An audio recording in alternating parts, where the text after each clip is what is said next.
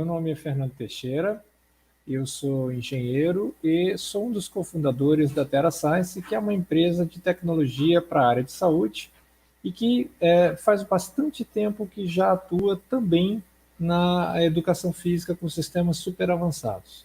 Fui convidado pelo CREF para dar essa palestra de hoje, que vai falar sobre educação física no século XXI. Então, só abrindo aqui a apresentação. Um segundo só. Nosso tema hoje é o seguinte, pessoal: a educação física no século XXI. Qual o impacto das novas tecnologias na profissão? No momento em que eu fui convidado, que já faz uns 4 meses para dar essa aula, eu não tinha visto isso. Eu fui convidado na virada do ano passado e de uma hora para outra entrou em campo a Covid-19.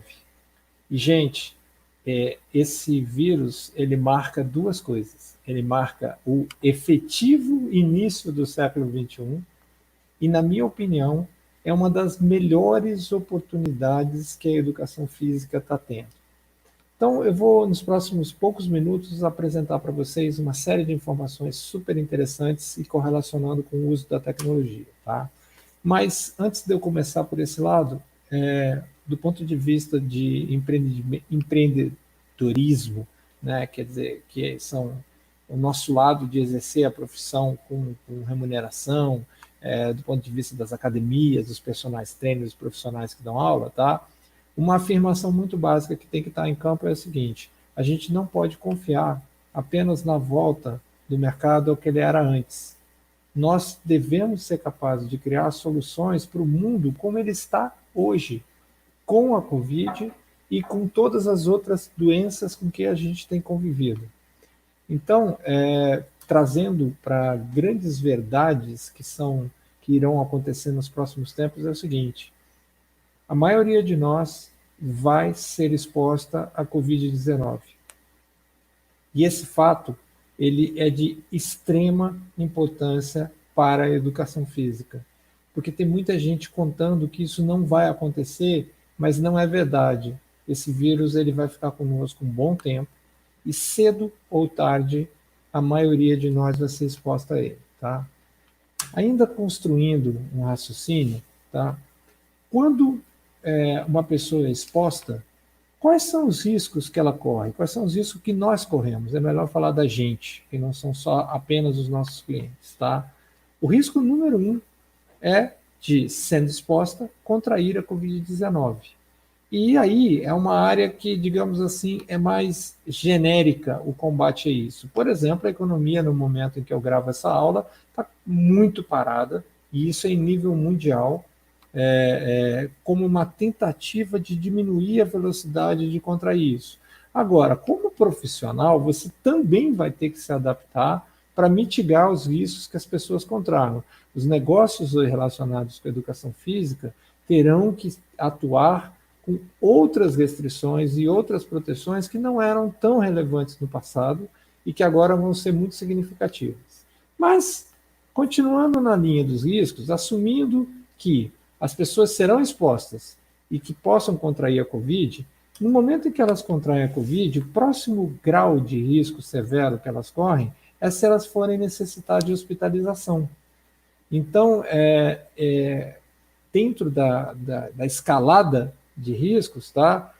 A gente deveria ser capaz de impedir que isso aconteça, mas se isso acontecer, ainda tem um terceiro nível de risco que é muito sério, que é, caso você seja hospitalizado, a necessidade de você precisar de UTI e, estando em UTI, a necessidade que você venha de precisar de ventilação mecânica. E, por último, o quarto nível de risco, muito extremo, é o nível de risco de que a pessoa venha a óbito, tá? E o que a educação física tem a ver com esses 4 riscos? Essa é a resposta mais interessante, tem tudo. A educação física é uma das áreas que tem maior potencial de criar soluções para mitigar os efeitos que a Covid-19 causa. Ela não pode impedir a pandemia, ela não pode fazer com que as pessoas não sejam expostas, mas a partir do momento que estão expostas, muita coisa pode ser feita desde que a gente aprenda a usar tecnologias, tá? Então, existem várias, eu vou citar uma, que é fabricada pela nossa empresa, que é uma bioimpedância digital extremamente avançada e que antes da Covid já tinha uma pegada que ia muito além do percentual de gordura. Porque, de certa maneira, a gente pode pensar que antes da Covid existia, sim, um grande foco apenas no percentual de gordura. E depois desse problema acontecendo, o percentual de gordura é e muito relevante, mas como profissional de educação física, se você começar a se apropriar da sua profissão e cuidar dos lados da saúde, você pode começar a dominar outros biomarcadores, como hidratação, água intracelular, saúde celular. Tem um monte de oportunidades aqui que você pode usar. E que soluções um profissional de educação física pode começar a criar? Eu sei que isso vai ser respondido ao longo dos próximos meses. Já tem gente criando, eu conheço alguns profissionais de saúde que já estão se mexendo, criando soluções para esses tempos, tá? E eu não sou capaz aqui de te dizer em último detalhes quais serão elas, mas eu sou capaz de te dar dicas.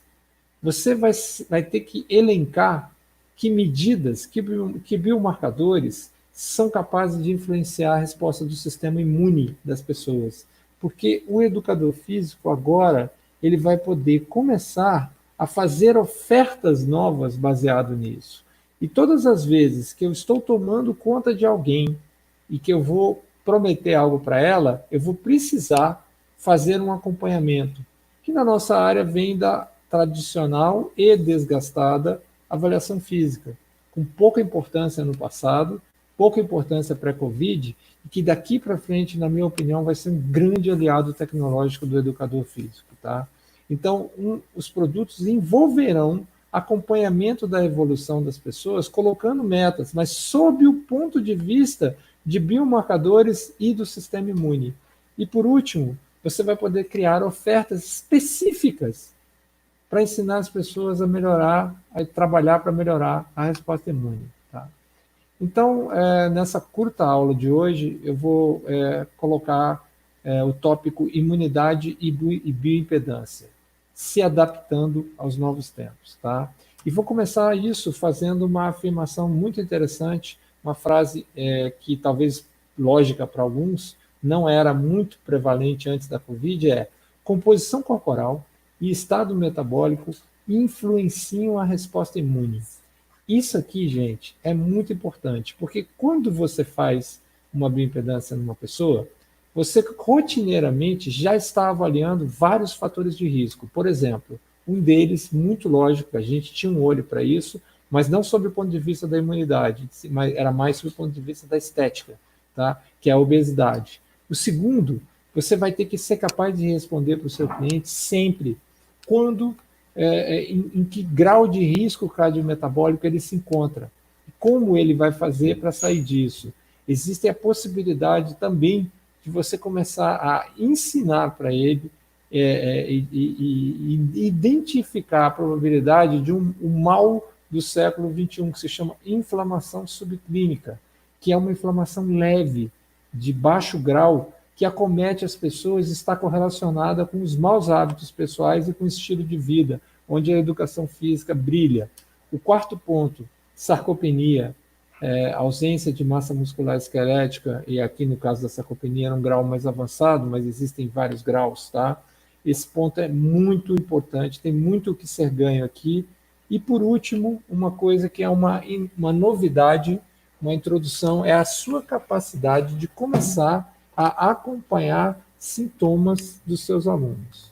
Então, eu vou entrar um pouquinho na literatura aqui, numa aula curta como essa não dá para falar, mas esse estudo aqui é extremamente interessante, é um estudo recente, e o que ele pegou? Esses caras pegaram adultos diabéticos e verificaram se havia alguma correlação com outra pandemia que aconteceu e a severidade da doença, que foi a da gripe H1N1, que no Brasil se chamou gripe suína. Esse trabalho é de 2010. Tá? Então, o que esses caras quiseram fazer? Eles quiseram saber o seguinte: quem tem diabetes e tem uma gripe HN1, a coisa complica? Olha a resposta desse artigo.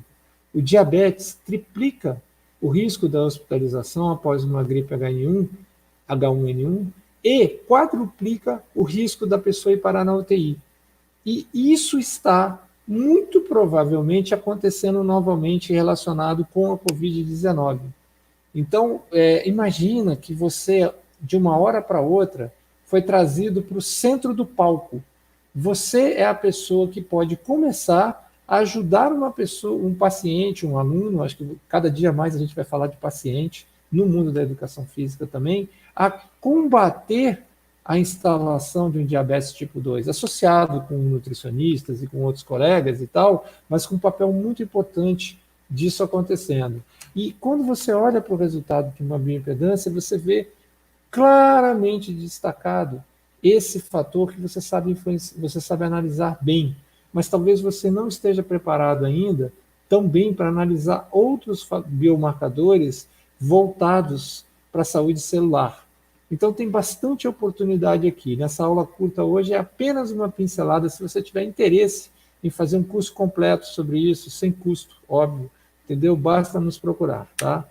A segunda afirmação que eu vou fazer, também uma pincelada, estou tirando desse curso maior, composição corporal e estado metabólico influenciam a resposta imune da vacinação.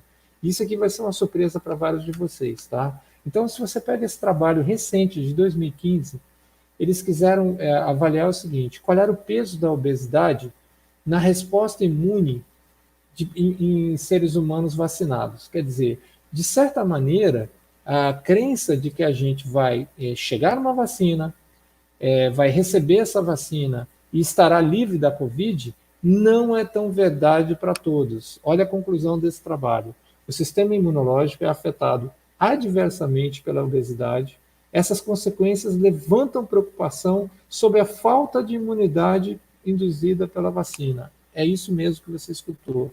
Algumas pessoas vão reagir menos com uma resposta imunológica não tão eficiente à vacina. E aí quase que cai dentro do controle da educação física assumir a liderança por um plano de combate a isso. Talvez diria que a parceria perfeita é a nutrição com a educação física, lado a lado. Tá? E mais uma afirmação muito importante: a composição corporal e o estado metabólico impactam o desfecho de situações de saúde grave, como, por exemplo, a Covid-19. Então, aqui agora eu vou te mostrar um estudo super recente, feito na Itália, já foi previamente publicado, que mostra o que matou na Covid-19. O que matou na Covid-19 foram as tais das comorbidades, tá? Hipertensão e diabetes lá em cima no topo. E quanto maior o número de comorbidades que as pessoas tinham, maior a mortalidade. Então, nesse caso desse estudo italiano, de 710 pacientes que morreram e tinham um histórico médico detalhado, quer dizer, pessoas que eles conheciam, apenas 2% das mortes ocorreram em quem não tinha nenhuma comorbidade.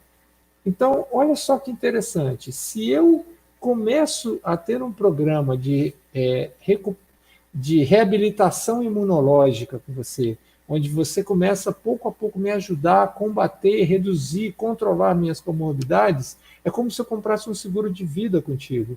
Porque no outro extremo, 50% das pessoas que morreram de Covid eram pessoas que tinham 3 ou mais comorbidades. Então, se você conseguir combater uma das comorbidades, você já está baixando o risco de que aquela pessoa tenha um desfecho muito ruim. E aqui eu vou apresentar um caso interessante, real, que aconteceu numa academia de um estado que já está aberto do país, onde a gente claramente reconhece um caso de risco, uma pessoa com 39% quase de percentual de gordura, com inflamação subclínica, saúde celular baixa, baixa razão músculo-gordura, e que quando você faz uma segunda análise do risco cardiometabólico, já está numa faixa de alto risco cardiometabólico, entendeu? E quando você mapeia, e isso está disponível para os profissionais de saúde, os sintomas do que ela está sentindo, você vai ver uma série de sintomas se apresentando, permitindo que você faça um plano de treinamento não apenas baseado no que o seu olho está vendo. Então, o convite nessa rápida aula hoje para você é que você não fique mais apenas utilizando o seu olho ou o percentual de gordura unicamente. Por quê? Porque existem pessoas que estão não claramente obesas, mas que têm risco. Esse segundo caso aqui aconteceu também numa academia brasileira de um estado já liberado, tá? Uma pessoa de 36 anos, com 1,61 m, 58,7 quilos, o percentual de gordura dentro do que se espera para mulheres nessa faixa, e que apresenta uma inflamação subclínica bem possível aqui, está com uma sintomatologia importante, que iria passar desapercebida se você não usar essas novas soluções tecnológicas, tá? E também tem um risco cardiometabólico aumentado. Essa pessoa, numa avaliação que seja pobre em recursos tecnológicos, não vai conseguir aproveitar tudo isso. O convite que eu faço para vocês é o seguinte: a Covid abriu espaço para uma nova geração de educadores físicos baseados em tecnologia ocuparem um lugar muito mais relevante e muito mais importante na vida das pessoas. Tá? Um grande abraço, obrigado.